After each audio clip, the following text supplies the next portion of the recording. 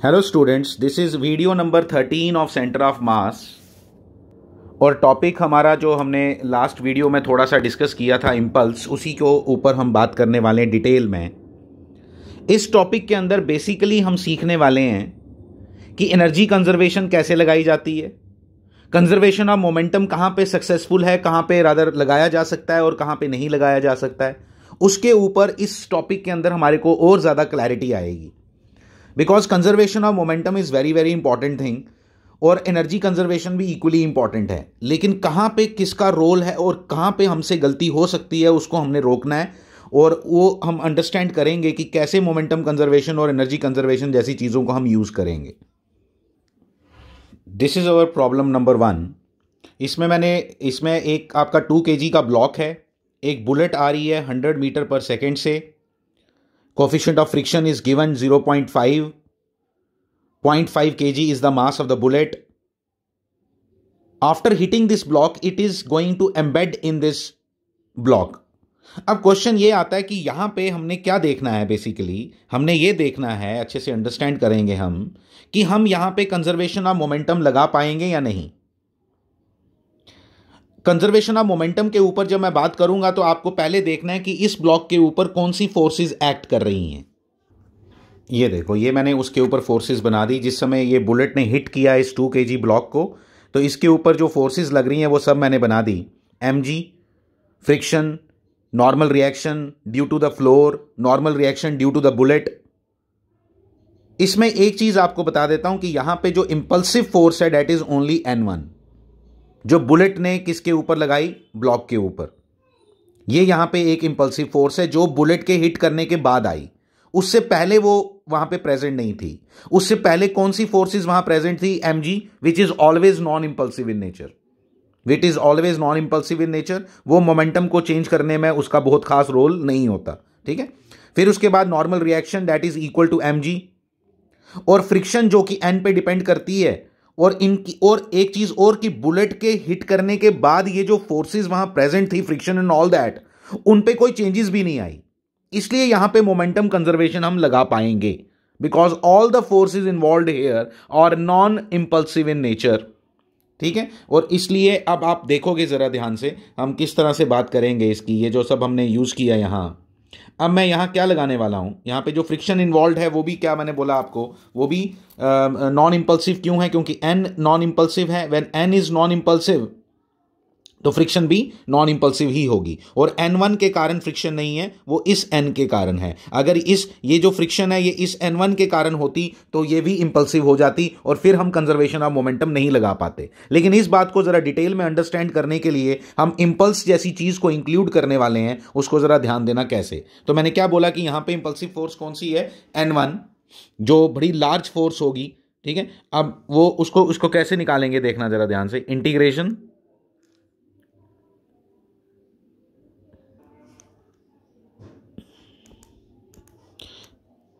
n1 dt, कल पढ़ा था हमने impulse, this is impulse. Integration n1 dt is impulse, is equal to change in momentum. ये पहले किसका लगा रहे हैं हम, किस पे लगा रहे हैं, ब्लॉक पे। और ध्यान रखना पॉजिटिव और नेगेटिव का भी ध्यान रखना, इस तरफ का पॉजिटिव हम लेंगे और ऑब्वियसली इससे उल्टा जो होगा वो नेगेटिव लेंगे। ठीक है, तो वो बनाने की जरूरत नहीं है नेगेटिव वाला। तो पॉजिटिव हमने बता दिया कि किस डायरेक्शन को हम पॉजिटिव लेने वाले हैं, ये आपको मेंशन करना पड़ता है जब भी आप इंपल्स की इक्वेशंस लिखते हो। तो integration n1 dt is equal to change in momentum of block 2 kg। तो 2 kg ब्लॉक का मोमेंटम क्या हो जाएगा, 2v, और पहले क्या था, 0, पहले तो रेस्ट पे था, तो इसलिए this is equation number 1 and this is of the block. Now it comes to bullet. Bullet में मैं -n1 dt लिखूंगा क्योंकि उसकी डायरेक्शन कैसी है देख लो आप ध्यान से। इक्वल टू फाइनल मोमेंटम होगा 0.5 इंटू वी। आपको समझ आया 0.5 वी हमने क्यों लिखा, क्योंकि जब वो एम्बेड हो जाएगी इसके अंदर, उसके अंदर धस जाएगी ब्लॉक के अंदर, तो उसकी वेलोसिटी और ब्लॉक की वेलोसिटी सेम हो जाएगी, इसलिए दोनों का वी लिखा। 0.5 वी माइनस इनिशियल मोमेंटम क्या था, इनिशियल मोमेंटम था उसका 100 इंटू 0.5 mv, उसका तो मोमेंटम था। ठीक है, तो ये हमारी इक्वेशन नंबर 2 आ गई, ये हमारी इक्वेशन नंबर 2 आ गई। और जब इन दो इक्वेशंस को मैं ऐड करूंगा the answer comes out to be 2.5 2.5v 2.5v add करूंगा तो ये कैंसिल हो जाएगा। और जब आपका ये इंपल्स कैंसिल हो जाता है ना किसी भी इक्वेशन के अंदर, तो समझ जाना कि यहां पे कंजर्वेशन ऑफ मोमेंटम एप्लीकेबल था, यहां पे कंजर्वेशन ऑफ मोमेंटम एप्लीकेबल है। और हम जो इक्वेशन मोमेंटम की आएगी वो अब आ गई, यही आएगी 2.5v equal to 100 into 0.5 equal to v equal to कितना आ गया 50/2.5। 50/2.5 इज 20 मीटर पर सेकेंड। तो 20 मीटर पर सेकेंड आपको v की वैल्यू आ गई। तो इस वेलोसिटी के साथ ये ब्लॉक चलेगा और यहां पे हमने कंजर्वेशन ऑफ मोमेंटम जैसी चीज भी लगा के दिखा दी। तो यहां पे कंजर्वेशन ऑफ मोमेंटम जैसी चीज लगेगी, ठीक है, लगेगी। वो हम डायरेक्ट भी लगा सकते थे, ऐसे भी लगा सकते थे। एक चीज ये, और इस क्वेश्चन जितनी भी चीजें पूछी जा सकती हैं मैं सब आपको बताने वाला हूं। आप प्लीज जरा अच्छे से अंडरस्टैंड करना चीजों को, क्योंकि क्वेश्चन में मैंने सिर्फ डिस्कस लिखा है, मतलब मैं जितना कुछ हो सकता है ना इसके अंदर, इस प्रॉब्लम के अंदर हम सब डिस्कस करने वाले हैं। अब मैं क्या बोल रहा हूं कि v आपने 20 मीटर पर सेकेंड जब निकाल लिया, जब आपने v की वैल्यू 20 मीटर पर सेकेंड निकाल ली, तो अब इसके आगे की कहानी क्या है? इसके आगे की कहानी है कि अगर आपको इंपल्स पूछ ले, जैसे इंपल्स क्या, इंपल्सिव फोर्स जो भी इन्वॉल्व है उसकी वैल्यू निकालो, तो वो क्या होगी? n1 integral n1 dt equal to 80 newton second. Impulse के यूनिट न्यूटन सेकेंड या मोमेंटम वाले यूनिट, इंपल्स और मोमेंटम के यूनिट बिल्कुल सेम होते हैं, because impulse is equal to change in momentum. तो ऑब्वियसली इंपल्स और मोमेंटम के हमेशा यूनिट और डायमेंशन सेम होंगे, याद रखना चाहिए आपने। आप प्रूव भी कर सकते हो या याद भी रखना चाहिए। तो न्यूटन सेकेंड भी लिख सकते हो, और mv की टर्म्स में लिखना है तो ये लिख लो, तो दोनों चीजें चलेंगी। अब जरा काइनेटिक एनर्जी और पोटेंशियल एनर्जी के बारे, काइनेटिक एनर्जी इनिशियल और फाइनल के बारे में बात करते हैं और देखते हैं कि इंटरेस्टिंग फैक्ट आपको नजर बताता हूं मैं अभी। इनिशियल काइनेटिक एनर्जी क्या थी? इनिशियल काइनेटिक एनर्जी क्या थी? 1/2 m v square. v square लिख रहा हूं, देखो एक मिनट, आंसर आ गया 2500 जूल्स। बिल्कुल सही है, 2500 जूल्स इनिशियल काइनेटिक एनर्जी आ गई। Final kinetic energy, final kinetic energy बताओ क्या आएगी? फाइनल काइनेटिक एनर्जी की वैल्यू, ये 2500 जूल्स लिख लो।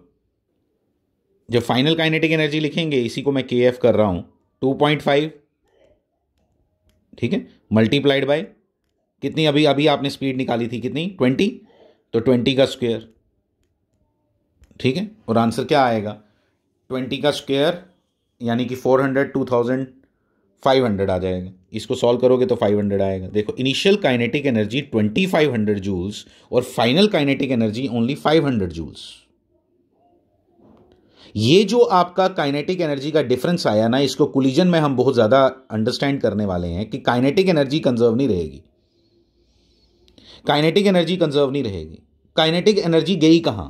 2500 जूल्स ये लेके आया था, जब इसके अंदर एम्बेडेड हुई तो उसके बाद वो गई कहां? तो वो 2000 जूल्स का कोई हिसाब किताब बताओ। तो 2000 जूल्स जो है ना, वो उसके, जो इस ब्लॉक के अंदर जब ये बुलेट घुसी होगी तो इसकी डिफॉर्मेशन हुई होगी। इसकी डिफॉर्मेशन होने के कारण साउंड भी बनी होगी, हीट भी बनी होगी, तो वो सारी एनर्जी वहां वेस्ट हो जाती है, वो kinetic energy. And such type of collisions, ऐसी टक्करों को, कोलिजन मींस टक्कर, ऐसी कोलिजन को हम क्या बोलते हैं? ऐसी कोलिजन्स को हम बोलते हैं इन इलास्टिक कोलिजन्स, जहां पे काइनेटिक एनर्जी आपकी कंजर्व ना रहे। अब यहां पे आप देखोगे, यहां पे मैंने इनिशियल काइनेटिक एनर्जी और फाइनल काइनेटिक एनर्जी लिख दी। आपने समझा क्या कि जब तक कोलिजन हुआ जिस समय, उस समय एनर्जी कंजर्वेशन बिल्कुल भी नहीं लगाना आपने, बस ये याद रखना, ठीक है। यहां पर मोमेंटम कंजर्वेशन लगेगा या नहीं लगेगा वो भी आपको दिखा दिया मैंने, कैसे देखना है, ठीक है। मैं और एग्जांपल्स दूंगा, आपको और क्लैरिटी आएगी, डोंट वरी, ठीक है। तो ये KI और ये KF आ गया।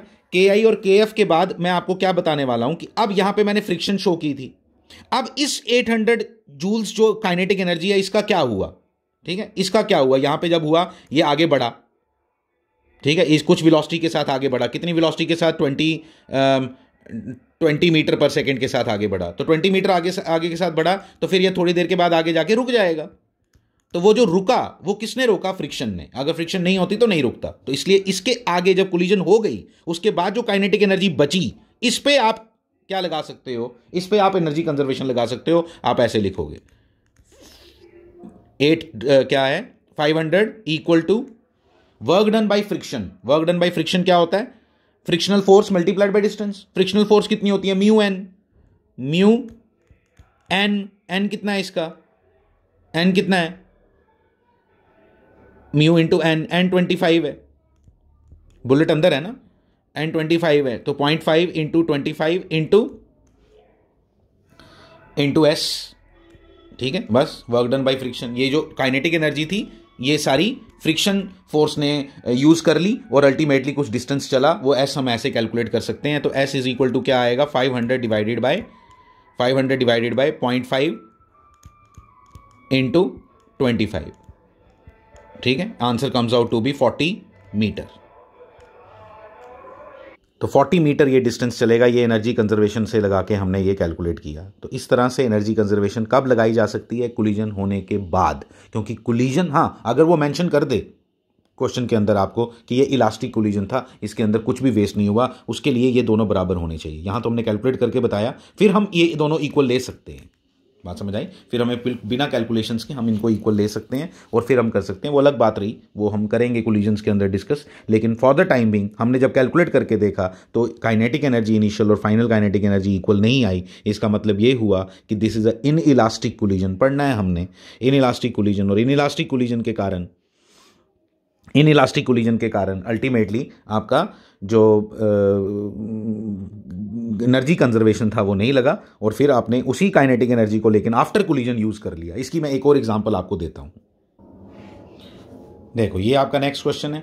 यहां पे एक बुलेट आ रही है। ये बुलेट आई, 400 kg को हिट की। हिट करने के बाद ऑब्वियसली स्प्रिंग कंप्रेस हुआ होगा। स्प्रिंग कंप्रेस होने के बाद हमें पूछा गया मैक्सिमम कंप्रेशन कितनी होगी। अब यहां हमने समझना है बात को कि भाई यहां से लेके यहां तक का जो प्रोसेस है इसके अंदर एनर्जी कंजर्वेशन नहीं लगा देना। बस कोलिजन से पहले बिल्कुल नहीं। उसके आगे लगाओ, उसके आगे ये यहां तक कहीं कंप्रेस हुआ होगा, यहां पे एनर्जी कंजर्वेशन से निकालो। मैं बताता हूं अभी कैसे। ये एनर्जी कंजर्वेशन का पार्ट आ गया, ये मोमेंटम कंजर्वेशन से निकाल लेंगे। अब मोमेंटम कंजर्वेशन भी यहां लगेगा या नहीं लगेगा, ये चक्कर पड़ जाता है। फिर वो मैंने आपको बताया अभी कि वो कैसे लगाना है, आपने कहां लगाना है कहां नहीं। ये तो बिल्कुल सेम वैसा ही है जैसा हमने ऊपर डिस्कस किया, इसलिए यहां तो आपको मालूम ही है कि मोमेंटम कंजर्वेशन लग जाएगा। ठीक है, और लग जाएगा तो हम क्या लिखेंगे वो आपको मालूम है। ठीक है, जब इसके अंदर एम्बेड हो जाएगी तो क्या बनेगा ये आपको मालूम है क्या?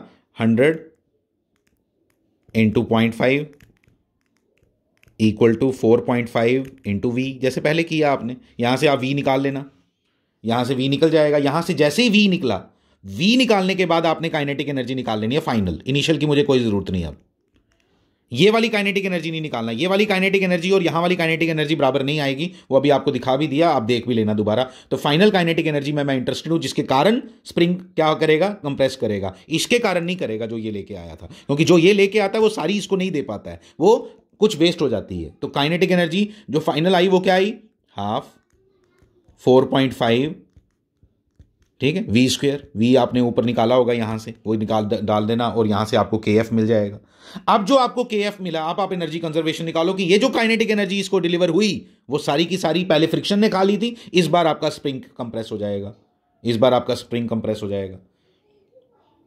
और स्प्रिंग फोर्स भी क्या होती है? Non impulsive in nature. इसलिए हम यहां पे क्या लगा पाए? Momentum conservation. ये ध्यान रखना, मोमेंटम कंजर्वेशन हम तभी लगा पाए क्योंकि ये स्प्रिंग भी जो है ये भी नॉन इंपल्सिव इन नेचर है। ठीक है, ये इसको नॉन इंपल्सिव हुआ जो रोक ही नहीं रहा आपको, जहां जाना चाहते हो वहां जा रहा है, जहां रोक ही नहीं रहा। अचानक जो चीज रोके, अचानक अगर मान लो मैं बताऊंगा आपको, एक स्ट्रिंग हो, ऐसे स्ट्रिंग लगा हो दीवार के साथ, यहां पे अगर क्या हो, यहाँ पे आपकी दीवार के साथ यहाँ 2 ब्लॉक्स हों जिनके बीच में स्ट्रिंग लगा और यहाँ पे आपने बुलेट फायर की, तो अब ये स्ट्रिंग जो है ये उसको रोकने की कोशिश करेगा। It is impulsive in nature. हाँ, यहाँ स्ट्रिंग लगा होता है वो भी इंपल्सिव नहीं होता, क्योंकि वो अभी टेंशन ना क्रिएट करेगा। अगर बुलेट यहाँ से हिट की, यहाँ से हिट की फिर टेंशन क्रिएट करेगा। ठीक है, वो समझना है हमने। मैं कराऊंगा आपको सब प्रॉब्लम्स, आपको थोड़ी बहुत अंडरस्टैंडिंग इससे अभी मैं करवाऊंगा। इसके वी आ जाएगा। वी जैसे ही आया, फाइनल काइनेटिक एनर्जी आई, फिर आप क्या लिखोगे? तो ये जो kinetic energy I final, this is equal to क्या? जो यहाँ पे कंप्रेशन प्रोड्यूस हुआ और सारी पोटेंशियल एनर्जी में कन्वर्ट हो गया, हाफ के एक्स मैक्स स्क्वायर, और एक्स मैक्स निकाल लो। आपको ये वो तो हमने की हैं प्रॉब्लम्स पहले भी, ठीक है। तो ये फाइनल काइनेटिक एनर्जी यूज़ करनी है, इनिशियल नहीं। ये सिर्फ इसमें ये आपको मैंने बताना था। अब ऐसा केस होता, तो ऐसा केस होगा तो ये इसमें आप मोमेंटम कंजर्वेशन नहीं लगा पाओगे। क्यों? क्योंकि यहां पे जो फ्रिक्शन फोर्स थी ना पहले, वो अब इंपल्सिव इन नेचर होगी। कैसे मैं बताता हूं। यहां पे इसने यहां पे एक N1 लगाया, इस N1 के कारण अब आपका ये जो N है ना ये बढ़ गया। ये N किसके बराबर हो गया? ये mg प्लस N1 का एक कंपोनेंट N1, अगर ये एंगल कुछ भी ले लो, एंगल यहां से ले लो, तो N1 साइन थीटा ये इसके बराबर हो गया। तो N1 sine theta mg plus N1 जब साइन थीटा हो गया क्या N, तो ये भी बढ़ गया फ्रिक्शन। तो फ्रिक्शन क्या बन गई? As N1, as now friction is depending on N1, as friction is now depending on N1, that is why friction is also becomes क्या? Non impulsive. मतलब अगर जो आपकी नॉन इंपल्सिव, जो इंपल्सिव फोर्स यहां प्रेजेंट है N1, अगर वो एग्जिस्टिंग फोर्सेस पे अपना इंपैक्ट छोड़ दे और उस फ्रिक्शन को क्या बना दे, बिकॉज mg पे कोई असर नहीं होता है, या पहले सिंपल समझ लो, mg पे कोई असर होने नहीं वाला। फ्रिक्शन पे, स्प्रिंग पे मैंने पहले बताया आपको कोई असर नहीं होने वाला। टेंशन, नॉर्मल रिएक्शन, फ्रिक्शन, ये कभी कभी इंपल्सिव होंगे और कभी नॉन इंपल्सिव होंगे। पिछली एग्जांपल में फ्रिक्शन नॉन इंपल्सिव थी, यहां इंपल्सिव है। यहां पिछली एग्जांपल में ये N भी नॉन इंपल्सिव था, यहां इंपल्सिव है। इसलिए यहां पे आप मोमेंटम कंजर्वेशन नहीं लगा सकते। यहां पे आपको इंपल्स की इक्वेशंस लेके फिर उनको सॉल्व करके फिर तब आंसर निकल सकता है, ऐसे आंसर नहीं निकल सकता। ये बात हमने अच्छे से अंडरस्टैंड करनी है।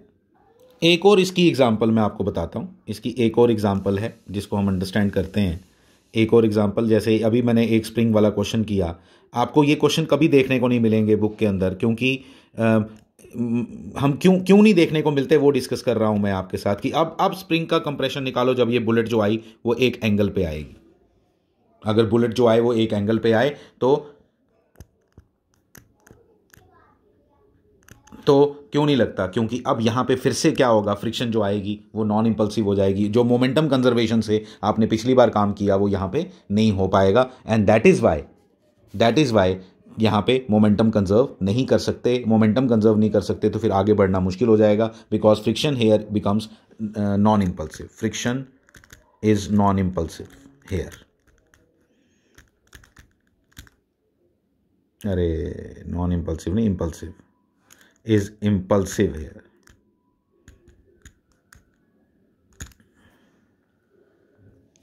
impulsive, ठीक है। फिर ये नहीं करेंगे। तो ये सब एक ओवरव्यू देना था मुझे इस वीडियो के अंदर आपको, जिसमें मैंने आपको सारी ओवरव्यू दे दिया कि किस तरह से आपका मोमेंटम कंजर्वेशन का क्या कहानी है। इसको ज़रा बड़े अच्छे से अंडरस्टैंड करके हमने इसको समझ लेना है कि भाई क्या चलता है इसके अंदर, जो इंपॉर्टेंट है हमारी अंडरस्टैंडिंग के पॉइंट ऑफ व्यू से, ठीक है। फिर कुछ और प्रॉब्लम्स हम करेंगे तो हमारी अंडरस्टैंडिंग और डेवलप होगी। ये मैंने जर्नल आइडिया आपको अभी दिया कि एनर्जी कंजर्वेशन, मोमेंटम कंजर्वेशन, बातें तो बहुत हम कर रहे हैं, लेकिन कब क्या यूज़ होगा उसके ऊपर हम बात करने वाले हैं। आहिस्ता आहिस्ता हम कोलिजन्स के अंदर जाने वाले हैं, लेकिन उससे पहले एक आध वीडियो और बनेगी इंपल्स के ऊपर, जहाँ आपको और अंडरस्टैंडिंग में करवाऊंगा। इंपल्सिव फोर्सेस की कैलकुलेशन करेंगे, ठीक है।